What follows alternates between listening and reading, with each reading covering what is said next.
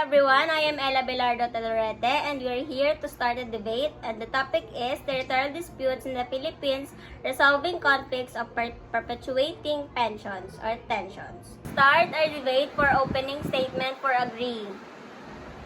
Affirmative about territorial, and ito ay tungkol sa alitulad natin sa West Philippine Sea na territorial ng Pilipinas na pinipilit kunin ng China. So, balak namin yung way na yun para malabanan natin yung China at makuha natin yung teritoryo natin sa West Philippine Sea.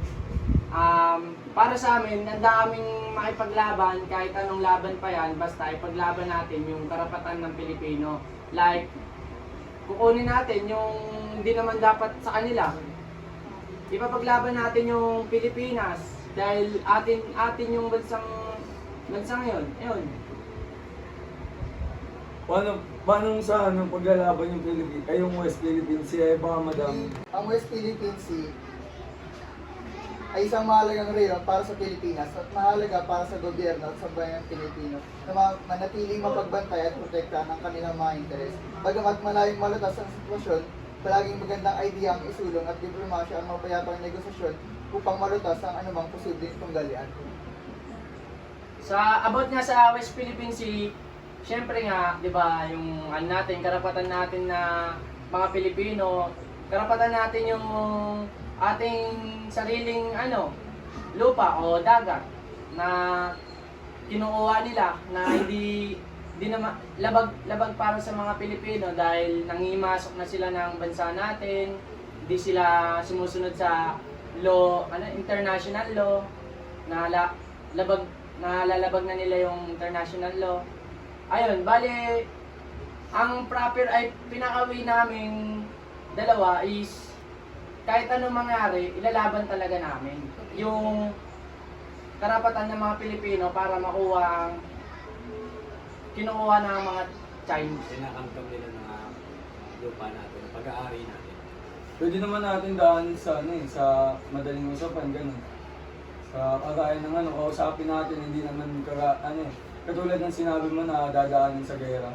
Hindi naman ganun kadali yun kasi malakas yung mga weapons ng China. Kumpara mo sa mga sa mga weapons natin dito sa Pinas. Hindi naman kagad-kagad kasi tayo susuko na unti-unti tayong sasakupin. Siyempre, kailangan din natin lumaban. Hindi sa sinabi mo na hayaan lang natin silang maging ganon. Siyempre, ani lang na nila tayo na babata-batahin lang yung Pilipinas na ganun ng mga Pilipino. Siyempre, kailangan natin lumaban kahit anong mangyari. Siyempre, Pilipinas pa rin yung hawak natin dyan. Ipapaglaban pa rin natin. Pero makukuha pa rin natin ang West Philippine Sea na walang namamatay. Pwede natin silang kausapan lang. Dumating na tayo dyan yung kay Pangulong Pinoy pa lang, puro usap na yung nangyari. Pero kay Duterte, na kay Marcos na tayo ngayon, patuloy pa rin na tayong minamaliit. Diba? Gaya na nga rin yung mga mangingisda natin na patuloy nilang binubugaw pala yun kapag napapadpad sa West Philippine Sea, which is lugar natin yung sa bansang Pilipinas yun. Oo nga, pero kung dadaanin natin sa gera, pwedeng maubos tayo dyan. Kasi, di ba yung China, alam naman natin na mapera sila, ganun. So, meron sila pambili ng kumbaga, matinding bomb, ganun. Pwede nila tayo kahit isang bomba nga lang. Lahat na tayo, damay, pati yung mahal natin sa buhay. Sa palagay ko, sa iniisip mo na yan, parang hindi ka Pilipino. Kasi, kung Pilipino ka, ipapaglaban mo yung karapatan mo kahit anong mangyari. Mamatay ka man, syempre, Pilipino ka, ayun pinaglalaban mo. Oo nga, andun na tayo sa point na lalaban, pero hindi lang naman China ang makakalaban natin kapag dinera natin sila. Marami pang bansa ang kaapi nila. Para sa atin lang, para sa amin lang din. Kumbaga, kung yun na lang yung pinaka-way, para lang makakita nila na lumala na hindi tayo nagpapapi. Kumbaga, ano pat nakilala tayong mga Pinoy kung aatras lang din tayo sa laban. Hindi sa lahat ng bagay nadadaan sa laban kagaya ng gera. Hindi naman natin pwedeng i-gera na lang siguro yung Yung China kasi madadama yung mga mahal natin sa buhay. Pero hindi rin tayo pwede magpasinda kagaya ng palagi nilang ginagawa sa atin. Hindi naman pwedeng tahimik na lang din tayo. Kasi once pag patuloy natin ginawa yun, patuloy tayong mamaliitin ng China. So okay lang sa inyo na lahat tayo mamatay. Para sa akin, oo. Kasi sama-sama naman tayong papaglaban natin yung Pilipinas eh. Kasi parang ano na rin natin yun eh. Parang obligasyon na natin yun sa bansa natin na ialay natin yung buhay natin, may paglaban ng karapatan ng mga Pilipino. Kasi minamalit tayo ng China eh. Ayun. Hindi pa ba sapat yung yung Boracay? Mas maganda naman yung Boracay kumpara mo sa West Philippines. Yung sinasabi mo, idol, yung Boracay kasi is sa atin talaga yan, sa Pilipinas talaga yan. Siyempre, hindi mapapasa kami ng China yan dahil malayo sa West Philippine Sea. Yung West Philippine Sea kasi malapit na nila masakop ang Palawan. Kapag yung nasakop nila ang Palawan, tuloy-tuloy na yan yung Pilipinas. Makukuha nila. Pares lang naman yung point natin yung mapaglaban yung West Philippine Sea. Pero di ba mas na-enjoy natin yung maangkin natin yung West Philippine Sea na kompleto lahat ng mga Pilipino na walang namamatay. Dumaan na tayo sa ganyang nakailang beses na tayo dumaan sa pakikiusap sa ibang bansa. Lahat, nanawagan na tayo sa iba't ibang bansa na nangingi tayo ng tulong. Pero hanggang sa nangyari na to, sinakop na nila pa konti-konti. Wala pa rin nangyari, di napipigilan. Kahit nga international law, lumalabag na sila, di na rin sila napipigilan ng kahit anong bansa eh. Kasi nga hindi talaga aya. Hindi nila pinapakita na lumalaban sila. Kaya ginaganon lang din sila. Siguro iniisip lang din tayo ng ng presidente natin, di ba? Para walang madami na tao. Kaya ayun, hindi sila lumalaban. Pero sa tingin ko, nakipag-usap naman sila. Kung nakikipag-usap sila, hindi naman naabot sa punto na ganyan na pag kailangan pa nilang palayasin yung mga mangingisda natin, sarili natin yung lupa.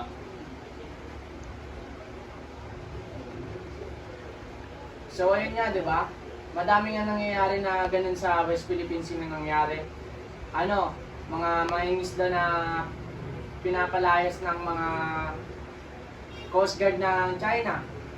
Tawag dito, inaangkin nila masyado, nilalagyan nila ng, tawag dito, yung harang sa, parang pasakop na talaga sila sa Pilipinas eh. Hindi na dapat angkop yun sa mga Pilipino. Siyempre, pag ganun na ginagawa sa'yo, siyempre kailangan mo na may paglaban. Ikaw pre, sabihin natin, sa bahay nyo, may umangkin sa bahay nyo, kahit konti lang. Natin. Siyempre, di ba iisipin mo, anong gagawin mo dyan? Kakausapin mo. Kausapin naman ng mga sinsinan lang para maano. Kaya nga meron tayong batas eh. Pero di ba yung batas nga, nilalabag nila, ganun sila katibay yung mga Chinese. So yung mga Chinese is malakas talaga yung persa. So ang para sa atin lang, ang para sa amin lang, na kailangan natin ipakita na handa tayo lumaban kahit patayan pa. Ayun yung yung pangit na way na handa tayo may pagpatayan. Sa isang sa isang ganun lang. Kahit kalahati nga lang, pwede na natin ibigay. Kumbaga, pwede na natin ibigay yun. Siyempre ayaw naman natin na may madami, di ba? So para mo na rin sinabi, sinuko mo na rin yung Pilipinas kapag pag ginawa mo yun. West Philippine Sea lang naman yung kukunin nila. Siyempre, hindi. Siyempre, Ibig sabihin na nagpatalo na rin tayo kasi binigay na natin sa kanila yung kalahating sinasabi mo. International lang nga, na, di ba? Nilabag nila, paano pa kaya tayo? Wala silang pakawat. Ang usapan natin dito, Pilipinas. Pinoy tayo, hindi tayo nagpapatalo ng basta-basta lang. Wala nga tayong cheese kasi mamamatay tayo. Paano naman yung ibang natin? May ipaglaban tayo pero pag nawala tayo, edi parang sinakop na rin nila yung buong Pilipinas. Ganito kasi yan eh. Pag nasakop na nila tayo, dun na rin sila may ipaglaban. Pag naunti-unti na tayo, dun na rin sila sasakupin talaga. Parang, kailangan mo talaga maipaglaban eh. Parang dun din yung point nun eh. Diba? Hanggang sa masakop kayo, hindi kayo lumalaban. Siyempre, nasakop na kayo. Doon na kayo parang doon na rin yung point nyo na may kipaglaban talaga eh. Doon na mauuwi lahat eh. Oo nga, makikipaglaban tayo, di parang nasa-out din yung natin, bansa natin, hindi lang... Kasi yung balak talaga ng China, sasakupin talaga ang buong Pilipinas. Hindi lang ang West Philippine Sea, ang buong Pilipinas ang sasakupin nila, hindi lang West Philippine Sea. Ayun na. Lalaban naman tayo. Ito katulad ni Rizal, di ba? Anong ginawa niya nung para makalagay sa ibang bansa, sa Spain? Hindi niya naman ginamitan ng gasinig, ginamitan niya lang yung sa pamamagitan ng pagsulat. Kaya marami tayong way para lumaban. Hindi lang puro sa bare, sa gera. Pag gera kasi yung pinahiral natin, lahat tayo madadamay. Pero lahat naman lang ginawa natin, nakausap na. Tulad ng sinasabi yung pag-uusap, pero wala pa rin. And siguro hindi lang sapat yung nakikipag-usap or Pwede pag-ugnayan. Ganyan. Hindi lang yung So wala pang way para So yung Meron ibang way, gera kumbaga, na lang din ang gera na lang din ang solusyon so dyan. pag gera yung solusyon natin, di wala na. So yung nasabi nga na point niya kanina ni Sir na about sa Dr. Rosa Rizal. Sa panahon niya pa yon, syempre hindi naaabot sa ganun yon. Kung aabutin pa tayo ng sulatan o ganun, di na pwede ng ganun sa ngayon yun, sa ngayon. Kung anong kalagayan natin yun, di natatalab yung ganun. Syempre kung mismong bansa mo nang sasakupin, di ka pa rin malalaban. Lalaban naman tayo, pero mahirap kasi makipaglaban sa sa bansa na alam natin na na maraming bansa na kinakampihan. Kumbaga international law nga, di ba, nilabag nila. Paano naman yung di ba, tayo? Ito nga yung sinabi nila, pre, okay lang matalo basta lumaban. Diba? Yun yung masakit dun. Hanggat nasa tama tayo, bakit di tayo lumaban? Nasa sa atin ang pag-aari na yun. Sa Pilipinas yun. Kaya hindi natin pwedeng isuko na lang ng basta-basta sa kanila yun. At ngayon, nandito naman po tayo para tanungin ang ating mga audience kung sila ay may katanungan pa. Bakit kailangan gumamit ng dahas upang makuha ang West Philippine Sea? Bakit nga ba kailangang gamitin ng dahas na paraan para makuha natin ang West Philippine Sea ulit? O gaya nga ng napag-usapan kanina, ilang presidente na rin ang dumaan sa bansa natin na andyan na yung issue ng West Philippine Sea. Pero wala pa rin pagbabago. Patuloy pa rin nila tayong sinasakop. Kaya kung siguro para sa amin, kung yun na lang yung way para maipakita natin sa mga Chinese citizen na yan na hindi natin ibibigay yung pag-aari ng Pilipinas, handa tayong lumaban ng patayan. Ano ang iyong mga paraan para makuha ang West Philippine Sea? ang solusyon namin ay nananawagan kami sa mga partidong sangkot na irespeto ang desisyon ng international law kung ano ang pagmamayari ng Pilipinas. Para walang madamay at masaktan sa sa mga gera na gusto mangyari ng kabilang side. Dito natatapos ang debate ng dalawang side.